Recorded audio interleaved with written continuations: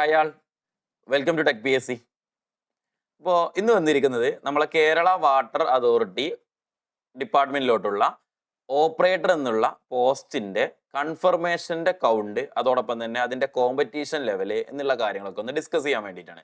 So നിങ്ങൾ എല്ലാവരും confirmation കൊടുത്തിട്ടുണ്ടാവും. കൺഫർമേഷൻ കൊടുത്തതിന് ശേഷം ഇപ്പോൾ നമ്മളുടെ കൺഫർമേഷൻ കൗണ്ടും കാര്യങ്ങളും വന്നിട്ടുണ്ട്. അപ്പോൾ നമുക്ക് നോട്ടിഫിക്കേഷന് എത്ര പേര് കൺഫർമേഷൻ കൊടുത്തു, എത്ര പേര് സീരിയസ് ആയിട്ട് ഇതിനു വേണ്ടി പ്രിപ്പയർ ചെയ്യുന്നുണ്ടാവും, എന്തൊക്കെയാണ് ഇതിന്റെ ബാക്കിയുള്ള കാര്യങ്ങൾ, സിലബസ് എന്നുള്ള കാര്യങ്ങളൊക്കെ നമുക്കൊന്ന് ഓരോന്നോരോന്നായിട്ട് നോക്കാം. സോ ഫസ്റ്റ് എന്ന് പറയുന്നത് നമുക്ക് നോട്ടിഫിക്കേഷൻ നോക്കാം. നോട്ടിഫിക്കേഷൻ എന്ന് പറയുന്ന കാറ്റഗറി നമ്പർ 735 735/2025 ആയിരുന്നു നമ്മുടെ കാറ്റഗറി നമ്പർ എന്ന് പറയുന്നത്. 2025 വിളിച്ച എക്സാം ആണ് അല്ലെ. 735 കാറ്റഗറി നമ്പറിലാണ് വിളിച്ചത്. ഡിപ്പാർട്ട്മെന്റ് എന്ന് പറയുന്നത് Kerala water authority. Name of the post എന്ന് പറയുന്നത് ഓപ്പറേറ്റർ എന്നുള്ള പോസ്റ്റാണ് വരുന്നത്. സാലറിന്റെ ഒരു സ്കെയിൽ ഓഫ് പേ എന്ന് പറയുന്നത് 27,200 മുതൽ 73,600 വരെയാണ് നമ്മുടെ സാലറിന്റെ പേ സ്കെയിൽ എന്ന് പറയുന്നത്. ഡയറക്റ്റ് റിക്രൂട്ട്മെന്റ് ആണ്. ഏജ് ലിമിറ്റ് വരുന്നത് 18 to 36 ആണ്. എല്ലാവരും അപ്ലൈ ചെയ്തിട്ടുണ്ടായിരിക്കും. നോർമലി നമ്മൾ പറയുന്ന പോലെ തന്നെ ഇവിടെ റിലാക്സേഷൻ കാര്യങ്ങളൊക്കെ PSC അനുവദിക്കുന്ന OBC SC STക്കുള്ള റിലാക്സേഷൻ ഒക്കെ ഉണ്ട്. വേക്കൻസീസ് PSC നോട്ടിഫിക്കേഷൻ പബ്ലിഷ് ചെയ്യുമ്പോൾ ഇപ്പോൾ ആന്റിസിപ്പേറ്റഡ് വേക്കൻസീസ് എന്ന് പറഞ്ഞിട്ടാണ് വന്നിട്ടുണ്ടായിരുന്നത്.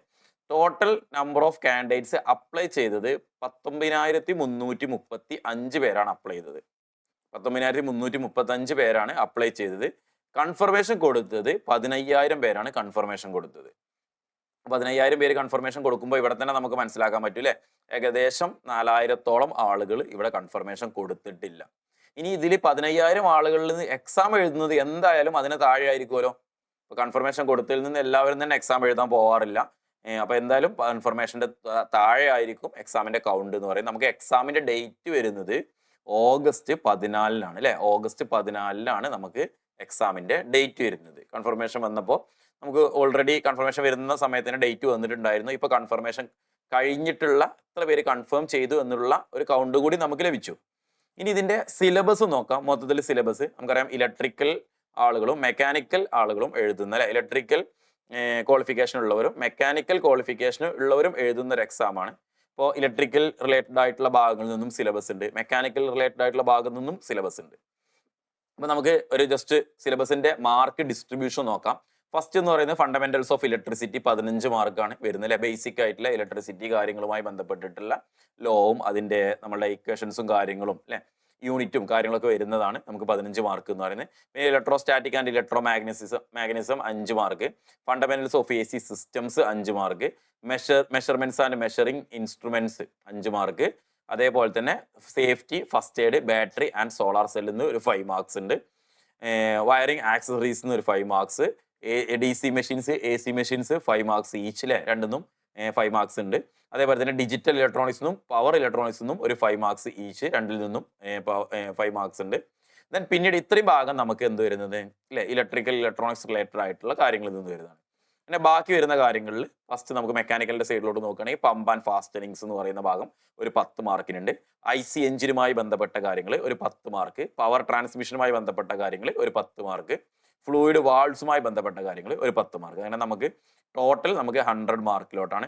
ഓരോ ടോപ്പിക്കിൽ നിന്നുള്ള സ്പ്ലിറ്റ് ആയിട്ടുള്ള സിലബസ് കാര്യങ്ങളൊക്കെ ഇവിടെ നിന്ന് നിങ്ങൾക്ക് മനസ്സിലാക്കാൻ പറ്റും. ഇനി നമ്മൾ സീരിയസ് ആയിട്ട് ഇതിന് എത്ര പേര് പ്രിപ്പയർ ചെയ്യുന്നുണ്ടാവും, അല്ലെങ്കിൽ ഒരു കോമ്പറ്റീഷൻ ലെവൽ എത്രയായിരിക്കും എന്നുള്ള രീതിയിൽ നമുക്കൊന്ന് ഡിസ്കസ് ചെയ്ത് നോക്കാം. സോ ഫസ്റ്റ് എന്ന് പറഞ്ഞാൽ നമ്പർ ഓഫ് അപ്ലിക്കേഷൻസ് എന്ന് പറയുന്നത് 19,335 അവർ അപ്ലൈ ചെയ്തിട്ടുണ്ടായിരുന്നു. പക്ഷെ ഇപ്പൊ കൺഫർമേഷൻ കൊടുത്തത് അല്ലെ, അപ്രോക്സിമേറ്റ് കൺഫർമേഷൻ കൊടുത്തത് എന്ന് പറയുന്നത് 15,000 പേരാണ് കൺഫർമേഷൻ കൊടുത്തത്. പക്ഷെ ഇനി നമുക്കറിയാം അത്ര പേര് എന്തായാലും എഴുതൂല അല്ലെ, ഒരു 10-12 റേഞ്ചിലൊക്കെ ആയിരിക്കും എഴുതുന്നുണ്ടാകുക, താഴത്തോട്ടായിരിക്കും അപ്രോക്സിമേറ്റ് നമുക്കൊരു പറയുകയാണെന്നുണ്ടെങ്കിൽ എഴുതുന്നുണ്ടായിരിക്കുക. ഇതില് ഫുള്ള് സിലബസിന്, അതായത് ഇലക്ട്രിക്കലിന്റെ ഇത്രയും ഭാഗവും മെക്കാനിക്കലിന്റെ ഫുൾ സിലബസും കവർ ചെയ്ത് പഠിക്കുന്ന ആളുകൾ എന്ന് പറഞ്ഞാൽ ഏകദേശം അതിന്റെ ഒരു 6,000 റേഞ്ചിലായിരിക്കും ഏറ്റവും കൂടുതൽ ഫുള്ളായിട്ട് കവർ ചെയ്ത് പഠിക്കുന്ന ആളുകൾ. സിലബസ് മൊത്തം കവർ ചെയ്ത് പഠിച്ച ആളുകൾ ഉണ്ടെങ്കിൽ ഒരു അറൗണ്ട് 6,000 പേരായിരിക്കും ഉണ്ടായിരിക്കുക. ഈ സിലബസ് ഫുള്ള് കവർ ചെയ്ത് പഠിക്കുന്നതിന് കൂടെ തന്നെ റിവിഷനും നടത്തുന്ന ആളുകൾ, അതുകൂടി കംപ്ലീറ്റ് ചെയ്യുന്ന ആളുകൾ അതിലും കുറവായിരിക്കും. റിവിഷനും കൂടി, അതായത് ഫുൾ സിലബസ് കംപ്ലീറ്റ് ആയി റിവിഷനും കൂടി നടത്തുന്ന ആളുകൾ അതിലും കുറവായിരിക്കും. അതാണ് നമുക്കൊരു 3,000 ഒക്കെ എടുത്താൽ മതി. അപ്രോക്സിമേറ്റ്ലി 3,000 ഒക്കെ ഉണ്ടായിരിക്കുള്ളൂ. പിന്നെ സിലബസും റിവിഷനും കഴിഞ്ഞതിന് ശേഷം നമുക്ക് ഏറ്റവും ഇമ്പോർട്ടൻസ് എന്ന് പറയുന്നത് ഇതിന്റെ മോക്ക് ടെസ്റ്റ് ചെയ്യലാണ് അല്ലേ.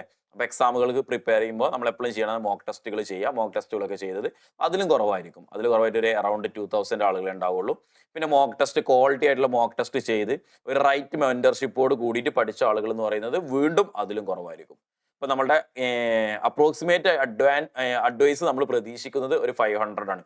തൊട്ട് മുന്നത്തെ ലിസ്റ്റുകളും അതിന്റെ മുന്നത്തെ ലിസ്റ്റൊക്കെ നോക്കി കഴിഞ്ഞാൽ അതിന്റെ കൺഫർമേഷൻ കൗണ്ട് നമുക്ക് അറിയാൻ പറ്റും. 500 പ്ലസ് പോയിട്ടുണ്ട്. അതിന്റെ മുന്നത്തെ കാലത്ത് 900 പ്ലസ് പോയിട്ടുണ്ടായിരുന്നു കൺഫർമേഷൻ എന്ന് അഡ്വൈസ് എന്ന് പറയുന്നത്. അപ്പോൾ ആ ഒരു ഇതിൽ നിന്ന് അപ്പോൾ നമുക്ക് ഏകദേശം ഒരു 500 പേർക്കൊക്കെ അഡ്വൈസ് പോകാം എന്ന് പ്രതീക്ഷിക്കാം.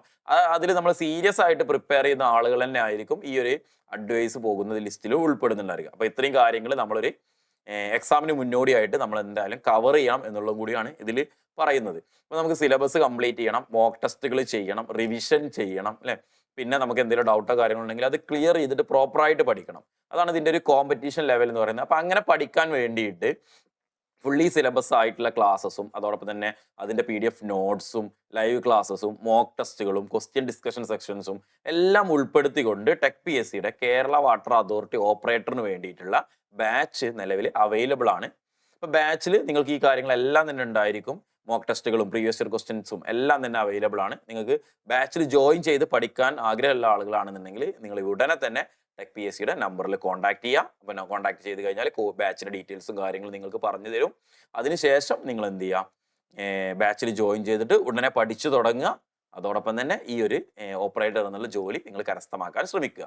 അപ്പോൾ നിങ്ങളിപ്പോൾ കണ്ടുകൊണ്ടിരിക്കുന്ന വീഡിയോ എന്ന് പറയുന്നത് നമ്മൾ ടെക് PSCയുടെ ചാനലാണ്. നമുക്ക് മെക്കാനിക്കൽ എക്സാമുകൾക്ക് പ്രിപ്പയർ ചെയ്യുന്നവർക്ക് വേണ്ടി ടെക് PSC മെക്കാനിക്കൽ എന്നുള്ള ഒരു ചാനൽ കൂടിയും അവൈലബിൾ ആണ്. അതിൽ നമ്മൾ ഓൾറെഡി എന്ത് ചെയ്തിട്ടുണ്ട്, ഈ വാട്ടർ അതോറിറ്റി ഓപ്പറേറ്ററുമായി ബന്ധപ്പെട്ടിട്ടുള്ള കുറേ അധികം വീഡിയോസ് നമ്മൾ ചെയ്തിട്ടുണ്ട്.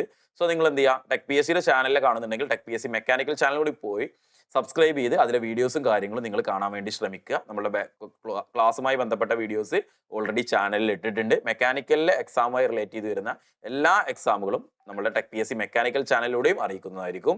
അപ്പോൾ നിങ്ങൾ ഈ ചാനലും ഇത് ആദ്യമായിട്ടാണ് കാണുന്നതെന്നുണ്ടെങ്കിൽ ചാനൽ സബ്സ്ക്രൈബ് ചെയ്യുക.